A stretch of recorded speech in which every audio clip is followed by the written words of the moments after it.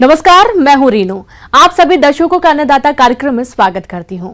हमारे देश का किसान जन का पोषक है, वह श्रम का देवता है, अन्नदाता है। उसमें ही भारत की आत्मा निवास करती है। ऐसे ही किसानों की प्रगति के लिए हम खेती बाड़ी से जुड़ी हुई बहुत सी नई लाभकारी जानकारियां हर रोज सुबह लेकर आते हैं। तो चलिए कार्यक्रम शुरू करने से पहले देखते हैं आज क्या है अन्नदाता में। पशुओं में लंपी स्किन बीमारी का बरप रहा कहर, इसकी रोकथाम के लिए उठाएं उचित कदम।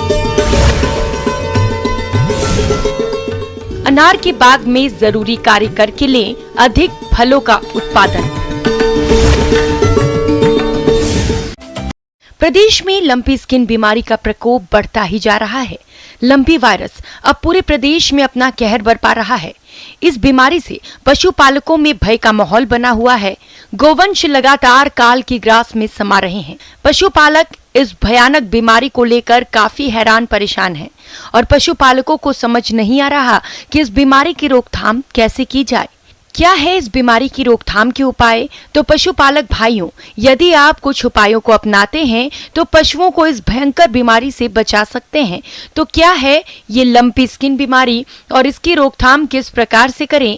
आइए जानते हैं कृषि विज्ञान केंद्र बानसूर अलवर के पशु विशेषज्ञ डॉक्टर सुरेश चंद्र कांटवा से।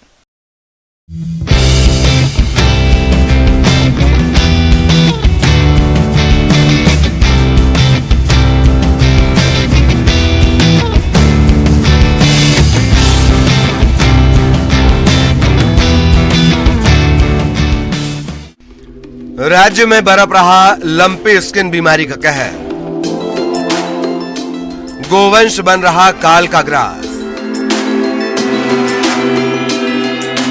पशुपालकों में बढ़ रही है लंपी रोग की दहशत। कई प्रयासों के बावजूद भी नहीं रुक पा रहा लंपी स्किन रोग। पशु लगातार आ रहे हैं लंपी स्किन रोग की चपेट में।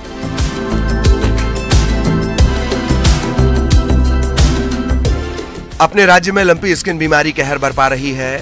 गायों में फैल रहे लंपी वायरस के संक्रमण के कारण मौत के आंकड़े दिन ब दिन बढ़ते जा रहे हैं। इस बीमारी को लेकर पशुपालक काफी परेशान हैं और परेशान होना लाजमी है, क्योंकि जिस व्यवसाय पर पूरा परिवार निर्भर रहे और यदि वो व्यवसाय ही ना रहे तो जीवन की गाड़ी चलाना काफी मुश्किल हो जाता है।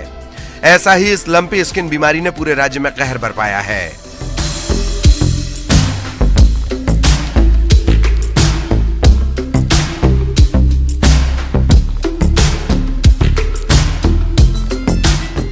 आज हम चर्चा करेंगे लंपी स्किन डिजीज यानी कि LSD, जो गाय या भैंस में गठानदार रोग है।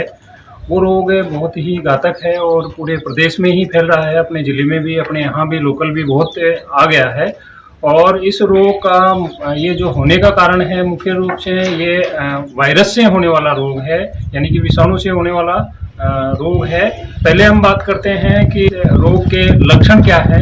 लक्षणों की बात करें तो ये रोग जैसे ही पशु में आता है तो पशु के शरीर में छोटे छोटे 5 mm से 50 mm की गठाने बन जाती है। साथ ही साथ पशु के नाक से, आँख से पानी गिरने लग जाता है और लार गिरने लग जाती है। साथ ही साथ पशुओं के पैरों में सूजन भी आ जाती है और ये जो गठाने हैं धीरे धीरे करके फूट जाती है और राली निकलना लग जाता है। किसान भाइयों, लगातार लंपी स्किन बीमारी का खतरा पशुओं पर मंडरा रहा है। इससे बचने के लिए पशु चिकित्सा विभाग और कई सामाजिक संगठनों द्वारा लगातार प्रयास किए जा रहे हैं, लेकिन इस बीमारी के सामने ये सभी प्रयास नाकाफी साबित हो रहे हैं। इस बीमारी की चपेट में आकर हर रोज पशुओं के मरने की संख्या बढ़ती ही जा रही है। तो पशुपालकों को चाहिए कि आप अपने पशुओं को इस बीमारी से बचाने के लिए उचित कदम उठाएं, ताकि आपके प्रयास से इन पशुओं को बचाया जा सके। और ये ज्यादातर जो इफेक्ट करता है वो गाय में, और जो देसी गाय है या क्रॉसब्रीड गाय है उसमें करता है।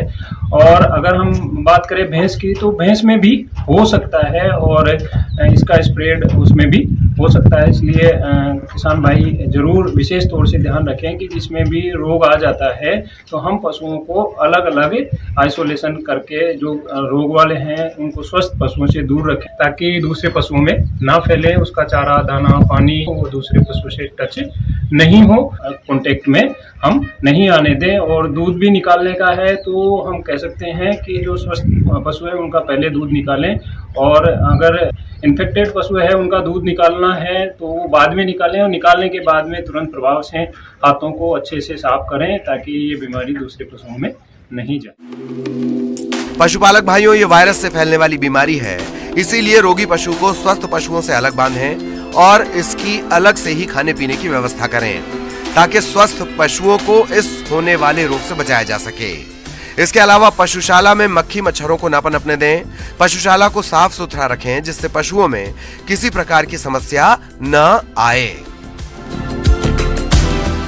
साथ ही साथ हम सुबह शाम में धुआं करें ताकि जो मच्छर मक्खी हैं वो भी इसको ज़्यादा नुकसान ना पहुंचाएं, और मच्छर मक्खी एक दूसरे पे इसको फैला देते हैं तो वो हम करें। साथ ही साथ एक इसको आइवरमेक्टिन यानी कि जो पेट के कीड़े अंदर के बाहर के मारने के काम करती है, उसका हम इंजेक्शन या फिर बोलस दिया जा सकता है, और एविल का इंजेक्शन भी हम वेटनरी डॉक्टर्स की सलाह से उनसे लगवा सकते हैं, जिससे इसको थोड़ा सा रिलीफ मिलता है।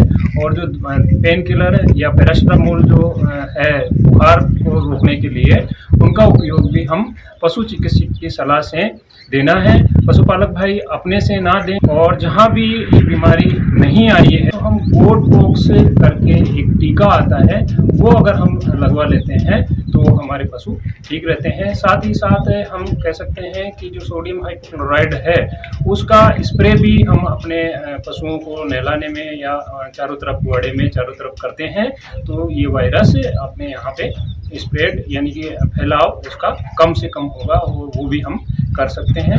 तो ये अगर सारी चीज़ें पशुपालक भाई करते हैं और पशु को स्वच्छ जल और खाना अगर देते रहते हैं तो ये 8 से 10 दिन में ये वायरस का जो चक्कर है वो आके चला जाता है।